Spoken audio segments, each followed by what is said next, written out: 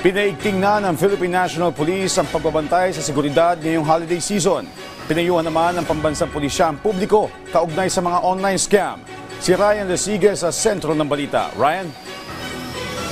Joshua, inatasan na nga ng pamunuan ng pambansang pulisya ang lahat ng mga regional directors na magpatupad ng mahigpit na seguridad sa holiday season. Partikular na pinapabantayan ni PNP Chief Police General Romel Francisco Marbil ang mga pamilihan, malls, sangge, mga pasalan, transportation hubs at mga lugar na madalas masikip ang daloy ng mga sasakyan. Sabi ni General Marbil na lain ito na protektahan ang mamamayan sa posibleng pananamantala ng mga masasamang loob sa ganitong panahon. Pinag-iingat din ng PNP Chief ang publiko sa mga online scam lalo na sa mga nagbubook ng mga hotel, accommodations online sa mga hindi kilalang travel agency. Kaya naman inatasan din ng pamunuan ng PNP ang Anti-Cybercrime Group na paigtingin ang information dissemination laban sa mga ganitong uri ng scams.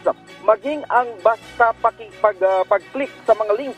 Kasama din sa babantayan ng PNP ang ikinakasang rally ng Iglesia ni Cristo bilang suporta sa pagtutol ni Pangulong Ferdinand R. Marcos Jr. sa impeachment complaints laban kay Vice President Sara Duterte.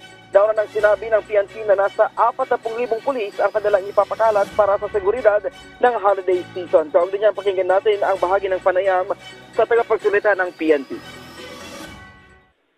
Ang gusto po kasi ng ating Chief PNP, Ma'am Nina, ay maramdaman po ng ating mga kababayan na habang sila ay namamasyal, habang sila ay namimili, kasama yung kanilang mga pamilya, ay ma-assure sila na sila ay safe at ligtas dahil nakikita nila yung kanilang mga pulis ay nandyan lang sa kanilang paligid. Samantala, Joshua, naka-heightened alert na rin ang Philippine Coast Guard bilang paghahanda pa rin sa seguridad ng pagdagsa ng mga biyabiyahe ngayong holiday season. Kasabay nito ay pinagutos ni PCG Commandant Admiral Ronnie Hill Gavan sa lahat ng districts, stations at substations ang mahigpit na pagbabantay upang masiguro ang seguridad sa lahat ng mga pantalan, ferry terminal at pagbiyahe ng mga barko sa karagatan.